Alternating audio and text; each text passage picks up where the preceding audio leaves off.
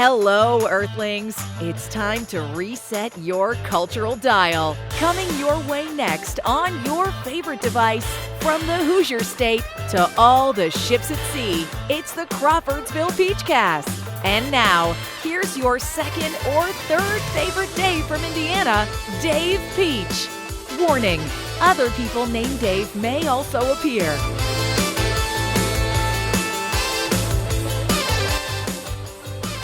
Thanks, CD. It is the Crawfordsville Peachcast and the 5 o'clock report in tandem. I'm Dave Peach, and joining me, the stat man to the stars, Jeff Nelson. Jeff, how are you today? Doing great, Dave. Wonderful January. It's already the postseason for the NFL. The weather has been unbelievably nice. I was leaving Chicago, on Monday morning, and the weather people were saying, a year ago today it was 10 below zero, and it was about 50 degrees better than that in Chicago. So, it's been great. It's been an incredible season. I'm looking forward to even better, and it's always great to come and talk to you. We always look forward to talking to Jeff Nelson. And, Jeff, I got to say, we're going to start with the predictions that we had. I was at the afraid of beginning that. Of the season. We are not going to bury the lead, as they say. We are going to we're going to deal with it. Right. Okay, we're going to deal with it. Here are the choices we made on August 5th, 2025. Here we go. Mm-hmm. Jeff, NFC pick Detroit. Yeah. Yeah, I've rued that day. I'm sorry. Don't get that upset, Jeff. It's okay. We have the guts to look at this. Yes. Now, okay, you ready for my pick for the NFC? I seem to. I don't know if I remember it, but I think it was. They say this thing about the sophomore jinx, and I said phooey to that. Right. Washington, the Commanders, they're going to the Super Bowl. Yeah. 0 for 2. I believe neither of these teams are in going the to playoffs. Yes. But wait. We both picked in the AFC Buffalo. Yep. And I still think that there is a solid chance for Buffalo to get to the Super Bowl because of their experience. There really is. I am comfortable standing on that pick today as we chat. Now, some folks in Denver and New England might have something to say about that, and certainly they will. It looks like Buffalo will not play another game at Rich Stadium unless the Chargers make a mighty run. that would take quite a 6 versus 7 motion to get to that. But I was fortunate enough. I got to cover the penultimate game at Highland at Orchard Park when they lost to Philadelphia, and I was sitting there, and the weather was rainy instead of snowy and chilly instead of cold, and I was kind of seriously, and I thought, I picked these guys with Dave to win the Super Bowl, and they were getting pounded by Philadelphia, and I thought, oh man. They'll rebound. They've played. We've seen these teams in the NFL do this time and time again. Their experience, you mentioned Denver. We'll go through more later, but Denver and New England. If this was a year later, if we're in the same situation next year, they're both in great shape. Experience in the playoffs is something that just you cannot duplicate it anywhere, shape, or form. Both those other teams are going to get that this year, going to make them a lot better. I think that's what keeps them out of the Super Bowl this year. Well, my Super Bowl pick, Jeff, is Buffalo. Yep, and it will remain Buffalo. Your pick, Detroit. Yes. So what happened to Detroit? Okay. Injuries. It was just simply injuries, and then the second and the other little piece of that factor is that on the Detroit offense they lost both their offensive and defensive coordinators. And Ben Johnson went from the offensive coordinator at Detroit to the head coach at Chicago. And we know what Chicago has done. They have turned the team around. I mean, they're hosting the playoffs. They're a number 2 seed. The Lions did not recover from the absence of Ben Johnson quickly enough, and their offense faltered a little bit early in the season, then combined with injuries that got them behind the 8 ball. that and coupled with Green Bay's phenomenal start and Chicago's ongoing success, they were close enough. If the Bears had not won so many come-from-behind games, there would have been a tight race in the NFC for a playoff spot. But it didn't happen. So Detroit was injuries and then the loss of two associate head coaches.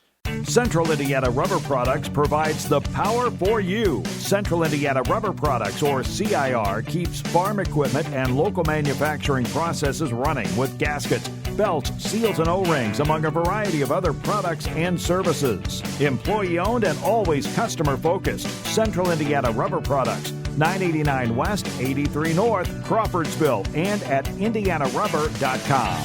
Central Indiana Rubber Products, or CIR, power for you. Okay, now a guy that nobody's talking about nationally. I mean, they are talking about it, but I'm just going to say here locally. Mike Macdonald, the head coach of the Seattle Seahawks. If he walked into your favorite restaurant here in Crawfordsville, how many people do you think would recognize him? If he walked into this room that you and I are sitting in and recording this interview, I don't know if we would recognize him necessarily. Yeah, he has done a phenomenal Number job. one seed in the NFC, the Seattle Seahawks. And they went into San Francisco and took that number one seed away from the 49ers.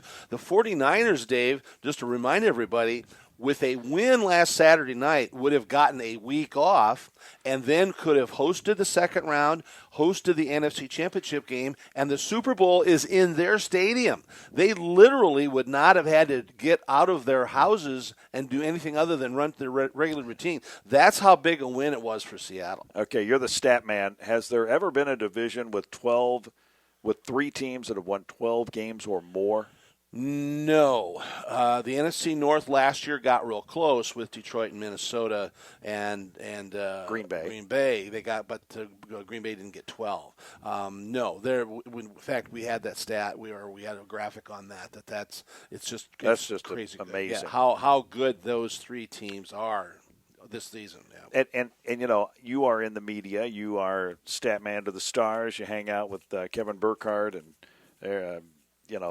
Aaron Andrews and Tom Rinaldi and Tom Brady, Dean Blandino, there's that Tom Brady. You hang out with all those people, but really the media attention goes to the NFC East and the NFC North.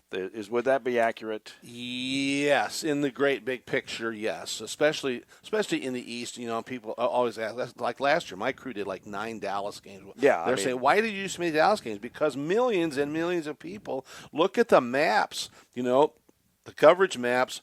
People around the country watch. It's like throw back to the old hockey, the original 6.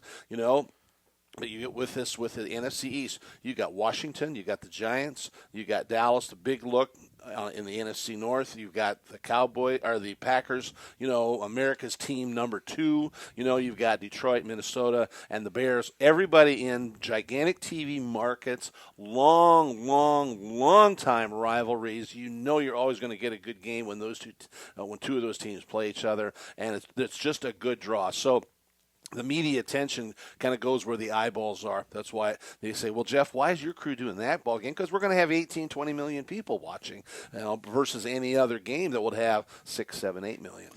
Okay, now that we're at the NFC, let's not leave the NFC before we pick again. Mm-hmm. I will let we you each get a mulligan? Yeah, I'll let you go first, and then I will let me see. Who do I like in the NFC? Boy, I've heard more than one announcer say it's very wide open. It totally is, and I'm really looking forward to covering some really good games in the NFC playoffs. Let's see. Can we rule out Carolina? We can. We can do that. I'm just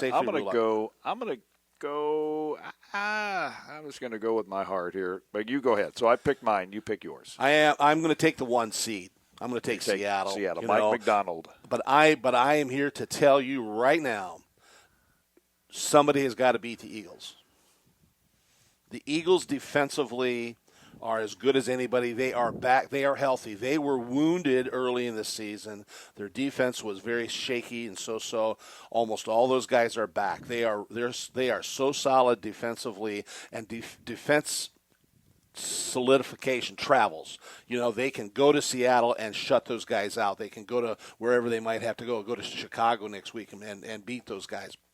So their issue is, how will Jalen Hurts perform? How will A.J. Brown, will he be the great A.J. Brown, or will he not be? But I've got to take the weekend off for Seattle, plus the ability to play at home, and that place is as good a home stadium, home venue as there is in the NFL. I've covered enough games in Seattle to know that that's a tough place to go play. So I'll take Seattle. And Okay.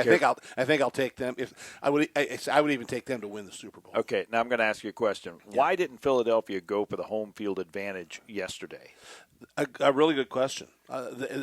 My As guess we is tape this on January 5th. Yeah. totally understandable, and we asked that same question sitting in Chicago, covering the Bears yesterday, going, okay, if the Bears falter, then and the Eagles win, they get the number 2 seed. They have won enough games on the road. They've gone, they felt the rest to key guys was more important than the home field.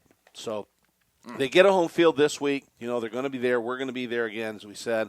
Now, they could also be possibly thinking along the lines, well, if Chicago loses to Green Bay, all of a sudden now they're the second best seed, and they can end up with a home game the second weekend. So they may have just kind of said, well, we'll see what happens with the Bears and take their chances there. So, but in the big picture, because the Chargers were in that same boat. Other teams, they elected without a weekend off. They elected to give critical guys rest. Okay, so we look at the NFC, the Rams at Carolina. Yep. Then you've got the Packers at the Bears, 49ers at the Eagles, and you are picking Seattle to win it. Yes, I am. I'm going to go with Chicago. Okay. I'm just, and I know they kind of. They went in with they're going in with a 2-game losing streak, but yeah. That part doesn't matter. Have a feeling about them. Yeah, and you're going to stick with Buffalo in the AFC. Yes, we'll I talk sure about will. the AFC too. And so, who's your Super Bowl winner? Seattle. Okay.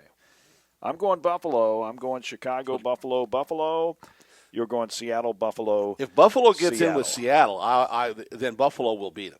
Okay, they'll figure that part out. Okay, let's go to the AFC, and let's first talk about our beloved Indianapolis Colts, who, what a fitting way to end the season. You fumble and allow a touchdown to be scored by the other team. Well, of course, they were behind already. They were already behind. The field goal, there for a lateral. There had been 8 lead changes in that ball game. The Colts is especially later on trade field goals, and so But it was that's just the last little symbol of the season for them. They just, and that's what happened in Seattle. They couldn't Phillip Rivers gets them all the way down to the end, and Phillip Rivers didn't lose that ball game. The defense lost it, So it has been just a year of injuries, and the injuries. Interestingly enough, to Jones and Buckner and Buckner. DeForest Buckner was the first. Was huge. The first.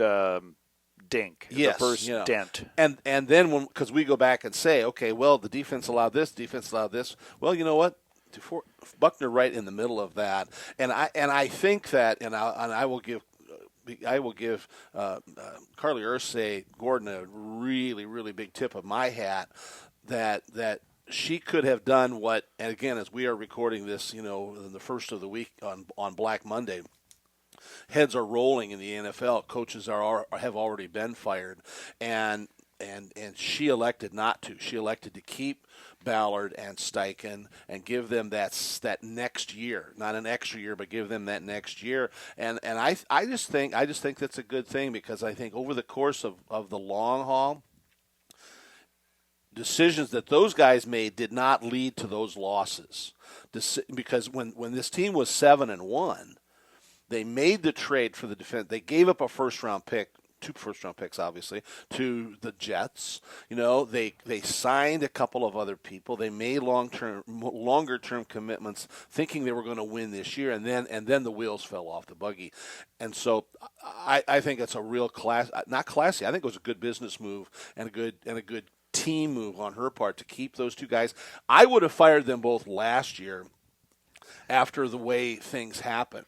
But those guys were not the factor in this. This was just a tremendous amount of bad luck and a tremendous amount of just, holy cow, what has gone on here? I think it's only the second team in Super Bowl era that started 7-1 and didn't make the playoffs. AFC, we mourn the loss of the Kansas City Chiefs. No longer, some of you do. No longer in the playoffs, Yeah. or not in the playoffs this season. Yeah. No Taylor Swift. I know. No Travis Kelce. No that's all Pat right. Mahomes. Some of my no Fox, Arrowhead yeah. Stadium. No Andy Reid. Yeah. What are we going to do? Plenty. There's lots of good things to do in the AFC playoffs, and there was plenty of Chiefs wear down. There are plenty of Chiefs. Oh, again and again and again, and that that's what made them great. They went through a whole lot of different sets of people and a whole lot of different circumstances to stay at the top of the heap for a long, long time. They aged out. The Chiefs just simply got too old to the point where younger teams caught up with them. Kind of figured them out. Exactly right. Yeah. And they stopped. And there's still nobody better than Patrick Mahomes.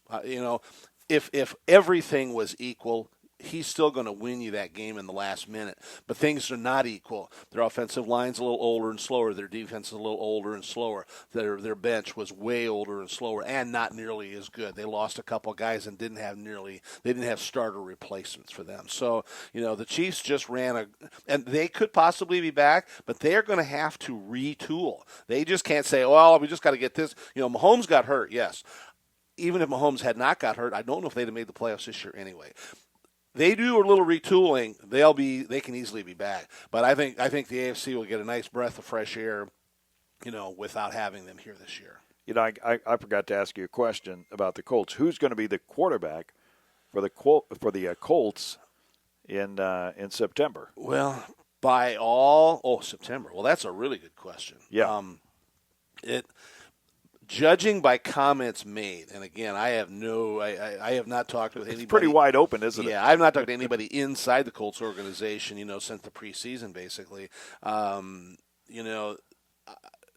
They have to think that Daniel Jones is going to be real close to being ready. That if he's not ready, if it's a year-long Achilles injury that most Achilles injuries are, then they're not going to get him back till the middle point of next season, and then you're absolutely right. You are going to be in September exactly where you were today or day before yesterday, and so there's got to be some hope that his recuperation and his recovery is going to be just a little faster. So you're still in on Danny Dimes? Well, the scenario, I'm not necessarily in, but the scenario is that what do you do if you don't go with him? Because the league has got craters. Teams have got crater holes where young, inexperienced quarterbacks have not gotten the job done. It's like in Minnesota, they gave the ball to a rookie and he failed. Injured and failed. And when he was in, he wasn't that good. So now they've got a multi-million-dollar long-term commitment problem up there, and there's just other teams that have put younger quarterbacks in place and say, here you go, we're paying you all this money, go get us wins, and they can't do it. So I just think that Jones is as good an option as they've got. Unless they retool and go find another, and you can't just go get another rookie. Don't go draft another guy. You're going to have to go get somebody that's got a year or two of starting experience, or 2 or 3 or 4 years in the league, sort of thing like that.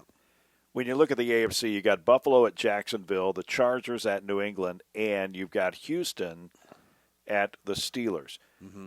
These are 6 very good quarterbacks. Yes. Aaron Rodgers is one of the best of all time. Yep. Last night against Baltimore, he was firing laser beams. Yeah. And of course the crazy game. So I guess you can talk about the crazy ending of Pittsburgh and Baltimore. Talk about that all night, but you could talk about that all night. But these 6 QBs, yes, are pretty good. Yes, they are, and I think that just goes to show, that you start to look, in New England you got Drake May. Okay, he's not a first-year quarterback; he's a second-year. He's a third-year quarterback, technically second-year starter. Bo Nix could be the MVP. Could be, and Bo Nix in Denver, same situation. Back to this whole, they gave him the ball 2 years ago. And they worked with him. They've developed into these really good quarterbacks. Stroud, has had a great rookie year, really off his sophomore year. Now it's come back. But Houston's defense is as much as anything, which is what got them into the playoffs. They were so impressive against Indy. Yes, they dominated Indy, and they let them know about the domination. I'll tell you who could be the TS out. You're right there. I'll tell you who could be the toughest out in the entire AFC is going to be Jacksonville. Because you want to talk about a quarterback who has finally, 6 years in, this Lawrence kid threw 3 touchdowns again yesterday. They didn't sit him, and they're going to play next week, and he came in and threw 3 touchdowns. And 2 weeks ago, he threw for 2 and ran for 2, and Jacksonville has sneakily, had both Denver and New England lost yesterday, Jacksonville would be number 1. They'd be the number 1 seed. That's how close they are to the top.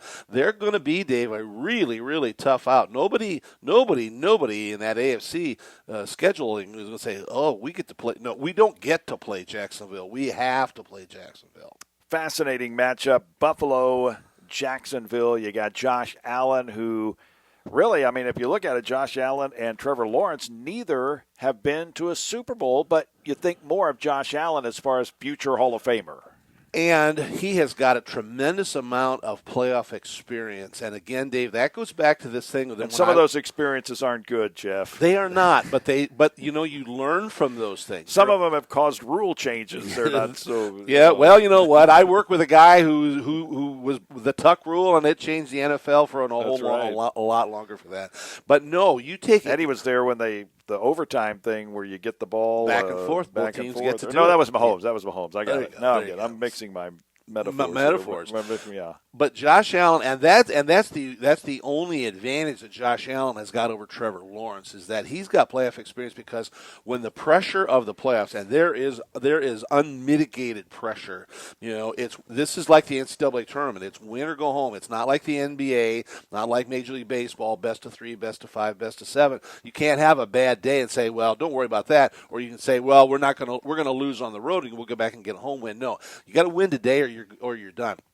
And that's where I like Josh Allen in those critical situations, because he has learned from guys like Mahomes. He's learned from his own mistakes, and that's why I like Buffalo, the experience and the coaching experience, because you watch over the last couple weeks, there have been a couple coaches who have admitted, say, well, man, I really made a bad decision, whether to go for it on 4th down or kick the field goal. I just think there's all kinds of those coaches learn too. And that's why I like Buffalo. I like their experience. Are they better than Jacksonville? 1A, 1B kind of thing. Are they better than Denver? They're not as good as their offense. Are they better than New England? Same situation. I like their experience in the pressure, in the ultimate pressure of 8 minutes to go in the game, you're down by a touchdown or you're up by a touchdown, and you got to keep the ball out of the other guy's hands. I like Allen, and I like the coaches in Buffalo to be able to take care of that business.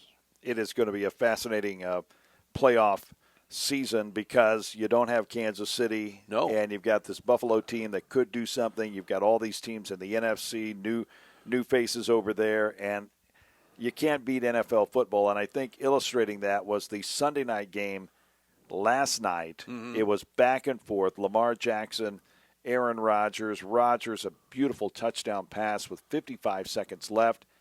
Then the missed extra point by Boswell. Right. I think I heard them say it was his second miss in 4 years. Not 4 weeks, not 4 games, not 4 attempts. In 4 years. And, of course, the kickoff return is near midfield. Right. So if you're Pittsburgh, you're thinking, we're cooked. Yeah. We are cooked. And then it's 4th and 7. Yeah. And then Lamar Jackson completes it to Lighty or whatever his name was. And Light, so now they're in field goal range. Yep. 12, 14 seconds left. Do you think in any way, shape, or form you got a timeout, you try to get closer? Yes. 100%. Okay. With a guy who's been a 2-time MVP who is so good on his feet, I would have pointed him. Don't throw the ball away. Take no chances with it. If you got to run, you run. We got to just point towards the end zone. 5 yards is 5 yards closer. Maybe because he's big enough to break a tackle, all of a sudden he might get in the end zone. Or he may get you down to but get anything to an extra point kind of chip shot. I absolutely would have run one more play, and because you're right there with the referee, you say the second his knee hits the ground, I want a timeout. You had plenty of time to do that. Talk about coaching decisions. Jim Harbaugh he'll rue that day. And it's a difficult place to kick, they tell me. Pittsburgh, you've been there. The footing, because now later on in the season, the footing is better because the University of Pittsburgh stops playing. Their season is done but when Pittsburgh plays a Saturday game and they come in and play a Steelers game on Sunday, they can't fix the turf and they can't replace the turf. So once Pittsburgh was done, the U of Pittsburgh, then they come in and put a lot of fixes in. They put a lot of new turf in, but on top of that, it produces some soft spots, and then the situation is with Pittsburgh is the weather. Now, that part was not a factor. It has not been brutally cold, although it was a little chilly last night. Could produce a little small frozen spot. But the bigger picture would be is if it had been a cold December and a cold January, that field could have been just a solid piece of a skating rink kind of thing. Would have been brutally hard. Incredible thing about the NFL, you're sitting there watching the game, and a lot of times you're watching it by yourself. I mean, I wasn't with a group of people last night at 11:30 on a Sunday night watching the game. And all these things happen, and then all of a sudden it's over. And you're just left with all these things kind of racing around in your mind, everything. And then there's a whole week to talk about it. Mm-hmm. And that is unique to the NFL. Right. Once you win a game, you get to celebrate for an entire week. Yes. And once you make the playoffs, you get to celebrate really. Yes. It's cruel, and it's just amazing that, everything came down to one kick. What other sport can have that happen? I know Michael Jordan hit a shot to beat the Utah Jazz and all that. It does happen in basketball occasionally, but, boy, you got to work at it.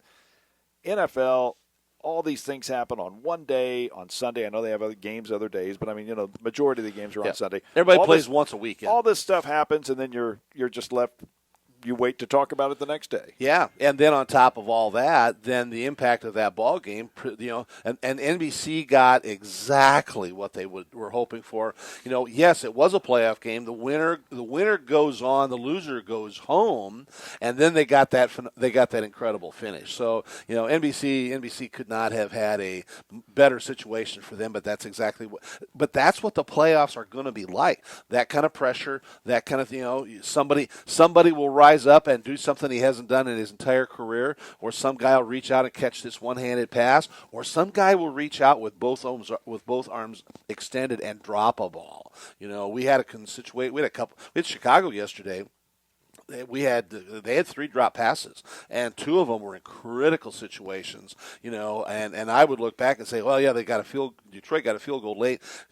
Had the Bears guys not dropped a couple of these passes, one would have extended another drive, possibly gotten in the end zone one more time, and they wouldn't have to worry about Detroit kicking a field goal. Jeff, let's talk about the biggest game as far as college football goes. I would have to say that I can remember in Indiana.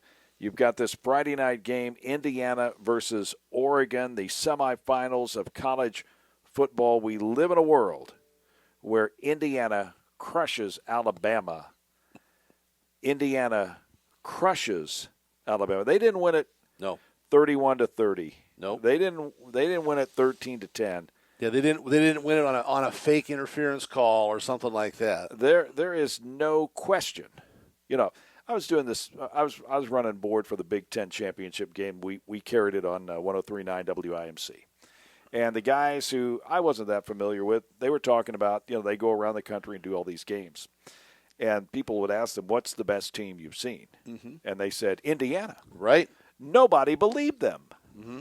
Nobody believed them. Sure. Or they said, a good day. You saw them on a good day or whatever.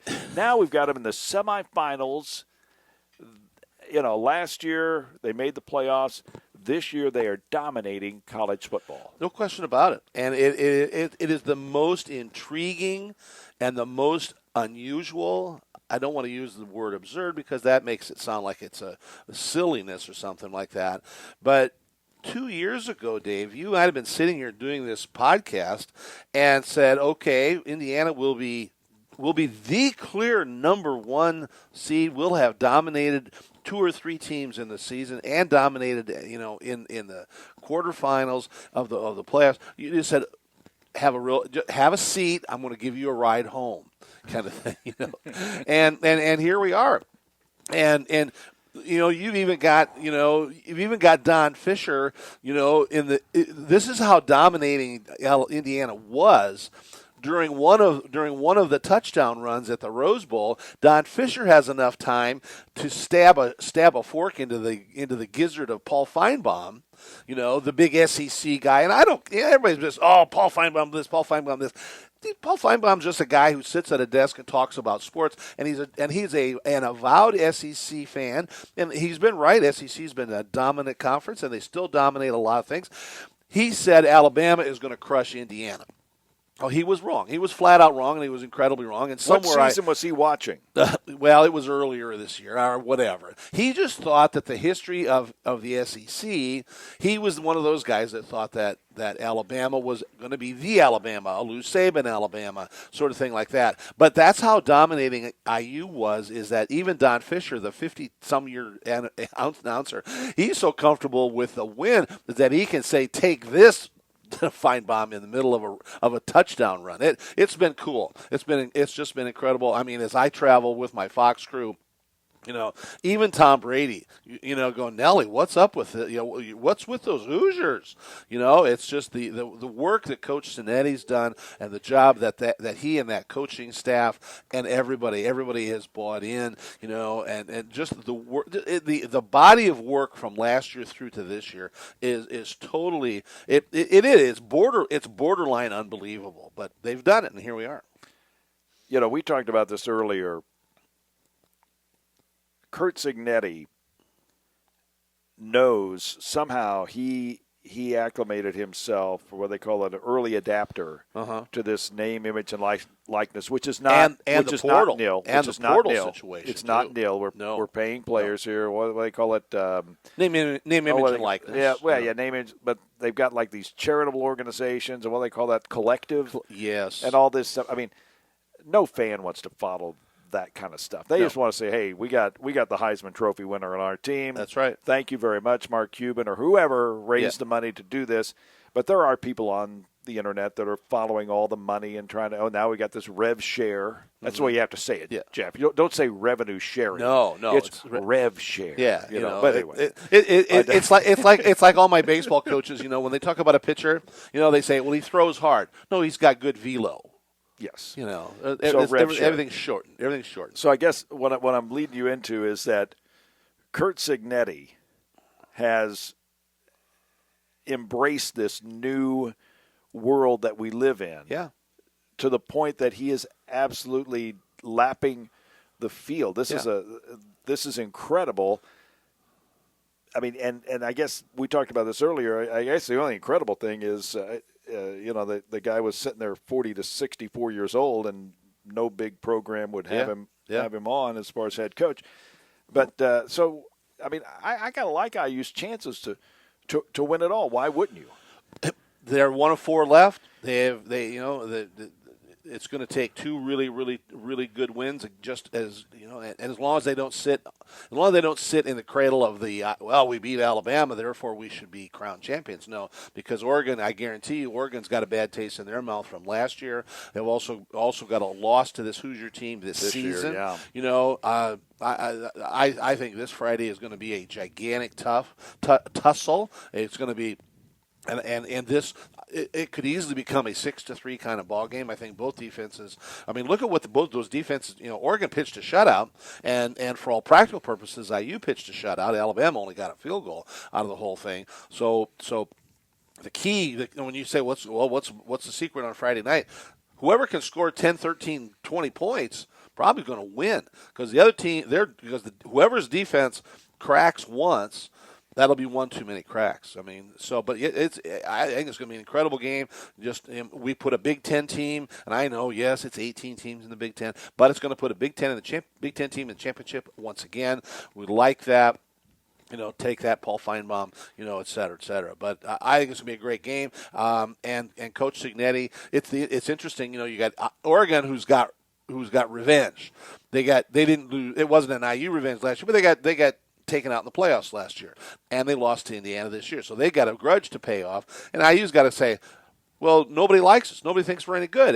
Paul Feinbaum doesn't like it. He thinks we're bad. And you take that woe is us mentality, and then you bring what you've brought all season long. I think it'll be a head knocker on Friday night. Do you think there'll be any partying in Bloomington on Friday night associated with this game? None. No. They're just going to throw a blanket. The only way it doesn't happen. Oh, my goodness. The only way that doesn't happen, Dave, is if somebody in the utilities world. Are they going to show it at the stadium or Assembly Hall or any? Have you heard anything like that? I know for sure there's Assembly Hall plans. Okay. They may at the stadium. It might depend on the weather. The weather, yeah. So all those supposed to be fairly nice here all week. So that would be a better option, because you could put so many more people, in Memorial Stadium. So, but look at the impact. Look at the impact. We have moved locally. That's right. Creek Classic. We moved the Sugar Creek Classic night one from Friday to Thursday, so that everybody can then have Friday night off to watch both games. The second games are still on Saturday. Here, all four games are here on 103.9 WIMC. Brett Kading and I are doing the Thursday game. Brett and Tom Perkins are doing Saturday. But yeah, we've moved. And I saw a story in the Star yesterday, and it listed there were like 2 or 3 teams already. Jeffersonville has got a monster. It's like their yearly clash with a huge rival. They moved that game from Friday to Saturday so that people could watch the IU game. So, I mean, I know that there are a lot of folks who are making plans and going to travel to Atlanta to be there and be part of it. There'll be a gigantic IU showing at that stadium. But yeah, there'll be some headbanging going on down in Bloomington. I remember some of the basketball championship years and the party that went down during the Final Four, and this could pale that. I would have to say. And another day we'll talk about Purdue and Notre Dame, and how Purdue has just fallen on hard times when it comes to football, and Notre Dame somehow has got jumped by IU. What IU is doing now, Notre Dame has been incapable of doing. Mm-hmm. I mean, you think about I guess we can talk about it now. It's a podcast. Yeah. But Notre Dame got drilled by Alabama when they had a chance to win the championship. And last year, they weren't really that competitive with Ohio State. It ended up being a little close at the end, but the Buckeyes pretty much ruled that game. They did. They absolutely did. And some of that goes back to Dave and I know that the Notre Dame fans are still irate about not getting into the playoffs. And on the surface, the Irish were absolutely better than a couple of those teams that did get in. But the agreements that were made when they went to the 12-team format made it such that a couple teams from the non-Power 5 were going to get in. And because of how Notre Dame, that's what makes every Saturday in college football so incredibly important. Early on in the season, was it week 1 or week 2? The Irish lost to Miami. If that is if that's a Notre Dame win, there's not even a discussion about whether or not Notre Dame gets in the playoffs. All things became equal, and all of those parameters are all very visible. It's like the NCAA selection committee for basketball. There's incredible transparency because they do not want the closed door, smoking garage, smoking closet sort of mentality to be there. They want everybody to know, here are the parameters, here are the guidelines, here's what we use, here's how we voted on this is why we voted on it. So it almost isn't even a vote. Well, that's what's happened. That's what happened with football. The exact same thing. And all the circumstances, all this, they lined everything up in exactly the way it was agreed on by Notre Dame and everybody else, and it came to that, and everything was dead even. And so, like the 17th tiebreaker was head-to-head if they happen to play. Miami beat Notre Dame. Yep. Bingo. End of story. That's how they got in. Well, it's, and the Irish have just got to, they'll move on from that and they'll keep going. But you're right. That they got to move into the Cignetti era. They got to, I heard today or yesterday that IU got a big Notre Dame transfer, in the portal situation. And so, that's where you got to get to that point. You got to take more away than you give.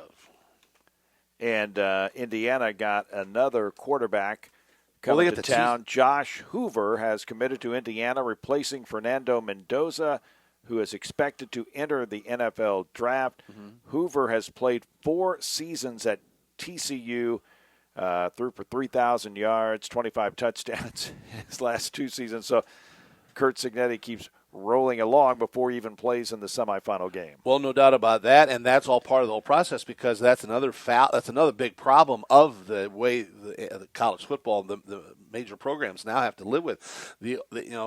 They open the portal during the bowl season, and it's going to close like the day after the national championship game.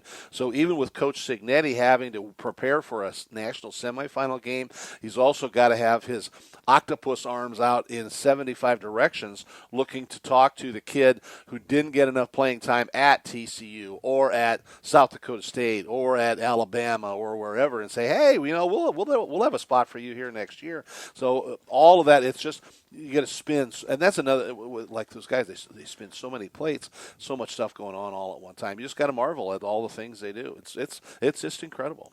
A lot of football to be played this weekend, Jeff. Always fun to talk to you. Have fun at the Sugar Creek Classic, and it's always fun to talk to Jeff. No question about that. And I can't let us leave, Dave, without giving an incredible congratulations to Crawfordsville native Matt Walker. His brother happens to be my dentist, just for the record, But Matt led Wisconsin River Falls to the D3 National Championship on Sunday night with a gigantic upset, a huge upset over the defending national champions out of the Chicago area. So out of North Central. And so a huge congratulations. When he started at River Falls 13 years ago, he didn't win a game his first year, won like 2 games in his first 3 years, and now has produced a national champion. Now, it also helped that he had the D3 Player of the Year, as his quarterback, who broke the NCAA single-season all-time scrimmage yards record last night during the course of that game. So some guy by the name of Joe Burrow had held it before that, and now this D3 guy's got it. But there's national champs. Congratulations to the Falcons. One of my nephews lives in Minnesota. He's a graduate of River Falls. He was texting me last night. I think he uncorked a bottle of champagne. I don't think he's had much champagne in his life. He was pretty happy last night. So congratulations to Coach Walker and River Falls. Okay, congrats there. And again, Jeff, always fun to talk some football. Oh, it's great to come in, Dave. And thanks for your time. Thanks for all the listeners who always give us some. I know I get some incredible feedback, positive feedback, and an occasional poke in the side about, hey, what about this guy or what about that? Love to hear from everybody. Same when I write my columns. Love to get that. Love to get that feedback. That's what we do it for. Jeff Nelson on the Crawfordsville Peachcast and the 5 o'clock report. Thank you for listening to the Crawfordsville Peachcast. If you enjoyed it, follow the podcast and ring the bell so that way you'll always be up to date with the newest episodes. We'll see you next time.